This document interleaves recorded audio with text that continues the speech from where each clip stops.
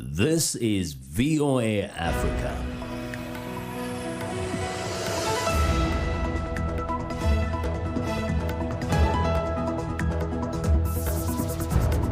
Good evening, I'm Esther Githu-Yuat. It's Thursday, February 6th.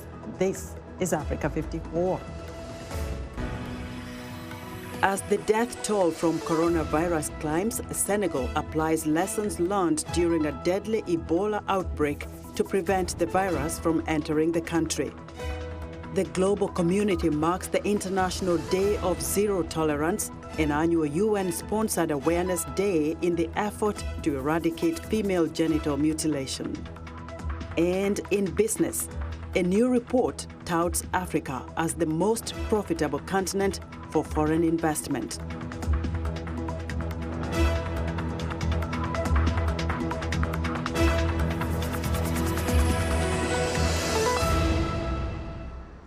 We begin tonight with the latest on the highly infectious coronavirus. Chinese authorities reported Thursday that at least 73 people more have died from the respiratory illness caused by the disease. That raises the death toll to 563, with the total number confirmed infections exceeding 25,000. There are 150 confirmed cases in 23 other countries. In West Africa, Senegal's Blaise Diagne International Airport is taking steps to prevent the coronavirus from entering the country. Estelle Janjo begins our coverage in Dakar. Airport Sanitary Control Coordinator Keina Kema is in charge of preventing the spread of illness into Senegal. Since the outbreak of the new coronavirus in China, Senegal has deployed airport medical teams to help with prevention. It's a thermal camera which the Ministry of Health and Social Action has put in place to be able to control all the passengers who come to the airport. So the thermal camera is a temperature detector. The medical team was deployed during 2014 Ebola outbreak in neighboring Guinea, Liberia, and Sierra Leone. Senegal's measures were effective as only one case of Ebola made it into the country, and the deadly virus spread no further. These steps will also work against the coronavirus, say airport authorities who have set up rooms to isolate sick travelers. Nous disposons en réalité de deux types d'espaces, un espace de quarantaine et un espace d'isolement. We have two types of rooms, a quarantine room and an isolation room. The difference is that the quarantine room is reserved for people who may have been exposed to contamination, a specific disease, but which does not yet show any physical sign, nor does it show signs detectable by technology. Par la technologie. Dakar has no direct flights from Asia, so the risk of coronavirus is low. But the airport, which opened in 2017, is eager to show it is ready, just in case. What essentially matters to us is the continuity of the airport's activity. For this, we have put in place a plan that we will deploy to our employees, first to make sure they are safe from contamination, but also to all the partners on the site, the restaurant owners, the stores, and the companies that service the planes, so that we can ensure the airport can continue to operate if, unfortunately, the virus would arrive in Senegal. Meanwhile, authorities ask that anyone arriving with a cough and high fever to go to the nearest health center. Estelle Janjo for VOA News, Dakar. The World Health Organization is asking for $675 million to fight the coronavirus, mainly through investment in countries considered particularly at risk. VOA's Mariama Diallo has more. China ordered more people to stay indoors to curb the spread of the new coronavirus. There are currently 3,219 acute cases, a total of 490 deaths, a total of 892 cases cured and discharged from hospital. Global concerns are rising as cases continue to spread, with 10 people testing positive for the virus on a 3,700 crew and passenger ship quarantined off the coast of Japan. One passenger, David Abel, said they are confined to their cabins for the next 2 weeks. We are quite fortunate that we have got a cabin with a balcony, so we can open the door, get fresh air. If it's sunny, sit on the balcony. The people I feel really sorry for are those with inside cabins who've got no natural light, no fresh air. Hundreds of Americans on evacuation flights landed in California on Wednesday. The passengers will spend 2 weeks in quarantine at one of 4 military bases across the country. At a briefing on Wednesday on Capitol Hill, a senior scholar from Johns Hopkins University questioned some U.S. policies. Simply put, this virus is spreading too quickly and too silently, and our surveillance is too limited for us to truly know which countries have active transmission and which don't. The virus could enter the U.S. from other parts of the world not on our restricted list. In Geneva, the Director General of the World Health Organization called on the international community to do more. Today we're launching a strategic preparedness and response plan to support countries to prevent, detect, and diagnose onward transmission. We're requesting $675 million to fund the plan for the next 3 months. He says the focus should not be limited to China because nations poorer than China might see outbreaks and may need help. Mariama Diallo, VOA News. In southeastern Africa, Malawi's presidency says it will appeal a stunning constitutional court ruling that overturned President Peter Mutharika's narrow election victory, calling the order a great miscarriage of justice. In a recorded speech broadcast on national television Wednesday evening, Mutharika says he has serious reservations with the ruling. Mutharika, Malawi's president since 2014, won a close election in May 2019 with 38% of the vote. Opposition party leader Lazarus Chakwera garnered 35%, and Deputy President Saulos Chilima, who had formed his own party, received 20%. The election triggered nationwide protests, with demonstrators calling for the country's electoral body to resign. In annulling the vote, the court cited widespread systematic and grave anomalies, which included result sheets with sections blotted out or altered with correction fluid. The court has ordered a rerun election, prompting widespread celebrations by opposition supporters. Nigerian youth have held a vigil for a student killed last month by the Islamic State terrorist group's West Africa province, a breakaway Boko Haram group. The militants released a video showing the gruesome execution of 22-year-old Rockville Dacia, who the group kidnapped on January 9th while he was traveling from his hometown of Jos to Maiduguri. Ifyoke Tang has more from Jos, Nigeria. Thousands of young Nigerians took to the streets in Jos, in north-central Nigeria, to mourn the death of Rockville Dacia. The 22-year-old student was abducted by suspected Boko Haram terrorists on January 9th.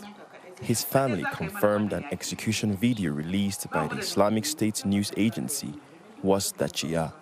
We, the family, we regret the death of our son because his lifespan has been cut short. Family members are still coming to terms with the loss. He was a God-fearing person, very generous and a hardworking person.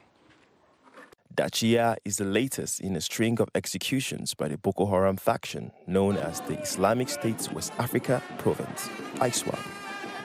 Boko Haram has killed over 35,000 people and displaced over 2 million in Nigeria since launching its insurgency in 2009. Security experts say Nigeria's security agencies must beef up security in rural communities to defeat the Islamist militants. You cannot find a lasting solution in the fight against insurgency or terrorism. The government or agencies, security agencies need to step up their game. They need to step up their game by improving security along the highways leading to the northeast, to secure all the travelers, irrespective of their creed or religion or where they come from. As nighttime comes, friends and family gather at the Dacia family house to pay their last respect. We've seen the gory videos that went viral, to us, and we share the same blood as human beings. So, that really touched us deep. It really caught us so deep that we felt that, look, our brother, even though, we cannot get his corpse here, we are going to do a symbolic burial. Nigerian President Muhammadu Buhari has asked Nigerians to show unity and not allow Boko Haram to divide the nation along religious lines. Ifyok Eta. For VOA News, Jos, Nigeria. Thursday, February 6th, is the United Nations-sponsored International Day of Zero Tolerance for Female Genital Mutilation. According to the World Health Organization, the 2,000-year-old practice of FGM is exerting a crippling economic toll on many countries. The WHO is launching a tool to help countries calculate the cost of treating women and girls harmed by the painful practice. The new calculator tool covers 27 countries, mostly in Africa. An estimated 200 million women and girls worldwide have undergone the FGM procedure, which causes a host of mental and physical health problems, including hemorrhaging, chronic infections, cysts, and life-threatening childbirth complications. The WHO calculates that it will cost $1.4 billion a year to treat all resulting FGM medical needs. World leaders are pledging to end FGM by 2030, but UN data published on Thursday shows rates in some countries are the same as 30 years ago, including in Somalia, where at least 98% of the practice remains almost universal. Despite Kenya's banning of FGM in 2011, the painful tradition continues in some ethnic communities. President Uhuru Kenyatta is vowing to end FGM before 2023, 7 years ahead of a UN nation's deadline to stop the worldwide practice. But activists say more needs to be done, as millions of girls are still at risk of undergoing the risky procedure. Rael Omburo explains from Narok, Kenya. At just 7 years old, Sylvia Case's family told her she would be circumcised, a tradition known as female genital mutilation, because of the physical damage caused. One day before the ceremony, Case ran away from her home village of Evasongiro, Kenya, to the town of Narok, a 3-hour walk.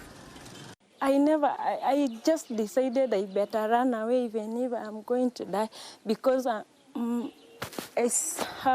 had that motion that how comes my father never took me to school and now he wants to circumcise me, and then of course after circumcision and you are not in school, what next? You will get married.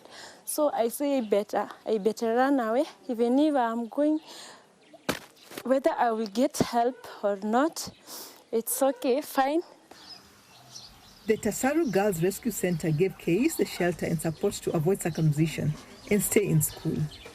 The center's 63-year-old founder, Agnes Pareyo, has helped more than 1,000 girls escape genital mutilation since 1999. Her mission to protect girls is a personal one, as her family put her through FGM when she was 14 years old. Because of what I went through, nobody could tell me that FGM was good. I didn't know other effects, but I knew the pain I went through, the bleeding I bleeded the whole day, and nobody cared. They kept talking about maybe it's so I developed the hate after the experience. Kenya banned FGM in 2011, but some ethnic groups like the Maasai still see it as a traditional right of womanhood before marriage. The United Nations says 1 in 5 Kenyan women between 15 and 49 years old have been circumcised. Activists say more needs to be done to reach the UN goal to end FGM worldwide by 2030. It is estimated that around 200 million girls in the world alive today, have undergone one form of FGM or another globally. And it is further estimated that 15 more million girls will undergo FGM by 2030. And these girls are between the ages of 15 and 19 years old. And this is a huge number that we cannot allow to happen. Activists say more community and family support is needed to end FGM in Kenya. After final high school exams this year, Case plans to return home for the first time in 11 years to reconcile with the family that tried to circumcise her. She wants to share with them her dreams of becoming a doctor and show everyone in the village that girls should not be cut and instead are better off in school. Raya Lombor for VOA News, Narok, Kenya.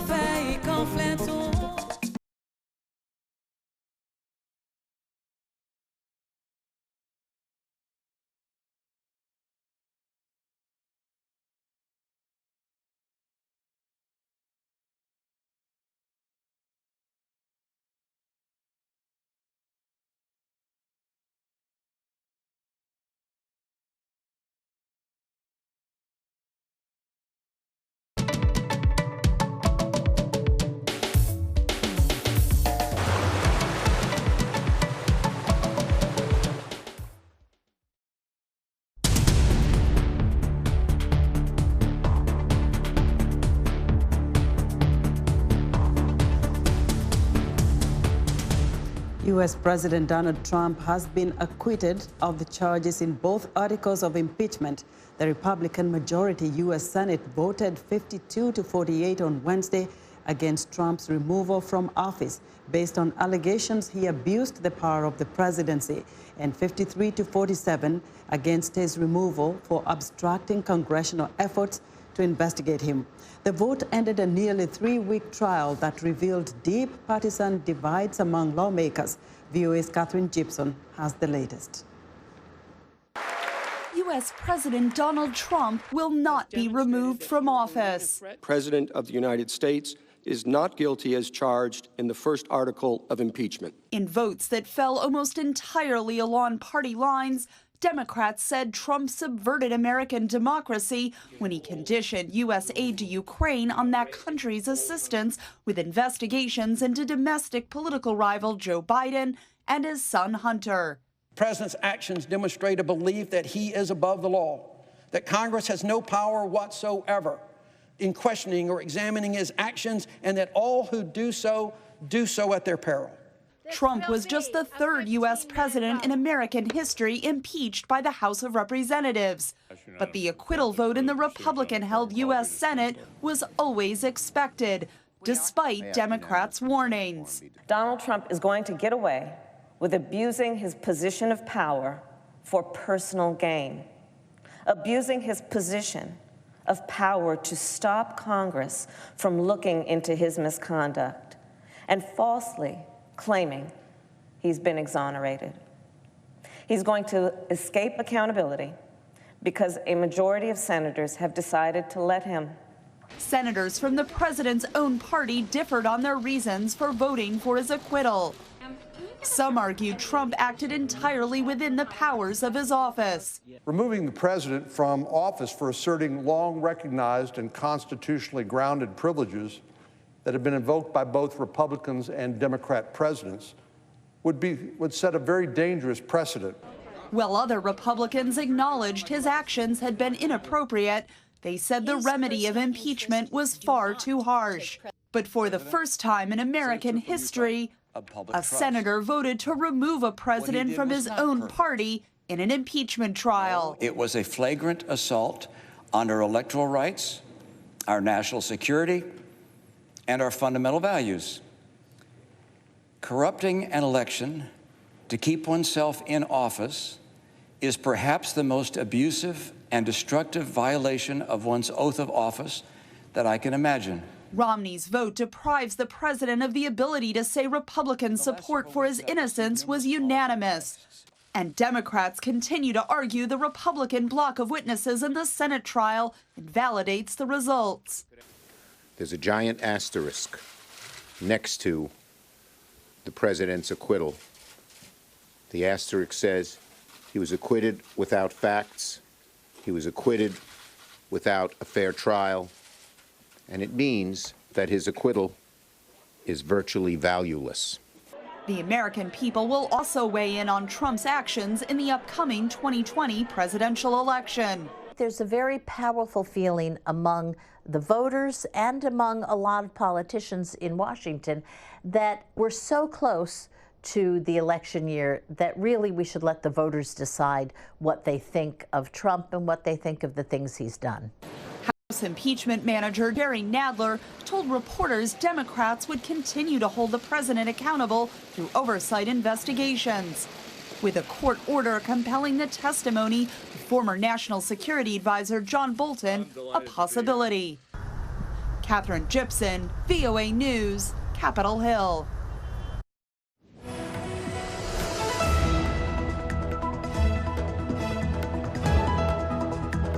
In our business report, companies are making bigger profits investing in Africa than in any other region of the world, according to a new report from the Overseas Development Institute, which urges global firms to seek profits on the continent rather than seeing it as a place to do charitable work.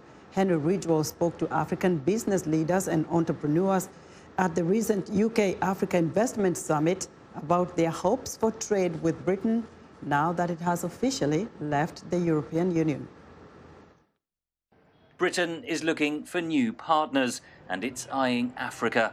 With 1.2 billion people and 8 of the world's 15 fastest growing economies, Africa offers world-beating returns on investment, according to a report from the Overseas Development Institute. In the past 20 years, it's about 16%. And this is much higher than in other countries. Even if you look at returns in Latin America and other developing countries, this case of higher returns in Africa is definitely should encourage more UK investments in the continent. Britain is playing catch-up. Data from agency the International Trade Centre show France and Germany export more than double the value of goods to Africa than Britain does. At a London summit earlier this month, African business leaders said Britain must get proactive post-Brexit. If the UK just sit down, the vessel will go, the train will move. UK companies need to come and work with the African business model. British companies believe they have an edge on technology. The UK Space Agency is backing satellite firms that offer services to African farmers, like the PRIZE or Pest Risk Information Service. Chris Castelli is Director of Programmes at the UK Space Agency. So it's taking terabytes of satellite data and sending out text alerts to farmers, which can tell them when pests might become a problem in the future. African entrepreneurs are seeking investment in homegrown technology. Mobi Health is a mobile app that seeks to offer top-level healthcare access across Africa. 90% of our doctors are from the Western countries, 10% from the rest of Africa. They provide video consultation, prescription, diagnostic test. We are looking here to connect with people who can help us to scale up our business and take this global. African nations need to work harder to attract investment, says the Secretary General of the United Nations Conference on Trade and Development. We need to develop this human resource as a contribution to the world's economy, that we need to write the conditions to make Africa the next factory of the world. Then you can say, can Britain step in, just like any other friend of Africa, and offer some of the solution? Britain says it can, but many analysts warn negotiations over its future relationship with Europe will dominate trade talks in the coming months and years. Henry Ridgwell for VOA News, London. It's Oscar week in Los Angeles, and until the awards are handed out on Sunday night, the city is ground zero for parties. Many of these events and traditions go back decades to the time in Hollywood when actors weren't multi-millionaires and the award ceremony was created. Angelina Bagdasarian has the story, narrated by Anna Rice. In the late 1920s, Hollywood producers liked coming here to the fancy Millennium Biltmore Hotel to hold business meetings. The story goes that it was here in 1927 that the studio's designer first sketched the outlook of the Oscar statue. During the preliminary session of planning the Oscars, There were a couple of people in conversation talking about this event, and they started to scribble on a napkin and kind of draw a design about what is now the statue, the Oscar statue. No one knows where the historical napkin ended up. Director of marketing at Biltmore Hotel, Anna Segura, believes it was lost nearly 100 years ago. But the Oscar design endured, and in 1929, the first Academy Awards ceremony took place at the Roosevelt Hotel. Yet years later, the ceremony moved to where it all began, the Biltmore Hotel. This hall hosted the ceremony 8 times, though back then it looked a little different. This ballroom originally was built to cater to the Oscars with a grand stage. And because of the reconstruction, the hotel went through a renovation, and so they had to downsize the ceiling. Pompous receptions, breathtakingly beautiful evening gowns and tuxedos, this was the place to see and be seen in legendary old Hollywood. Visitors can still see glimpses of it today on the pictures that adorn the hotel walls. This picture, that's the one with Walt Disney and Shirley Temple. The beauty about this picture is the Oscar is the most iconic because of the 7 Dwarfs nomination, obviously, and he got his award. So you have 7 little Oscars and then the big Oscar trophy. But not just Hollywood stars frequented the Biltmore Hotel. During Prohibition, the time between 1920 and 1933, when the sale and manufacture of alcohol was illegal, this place drew very different crowds. Everyone from gangsters to politicians came here to meet in a secret bar that was hidden behind this wall.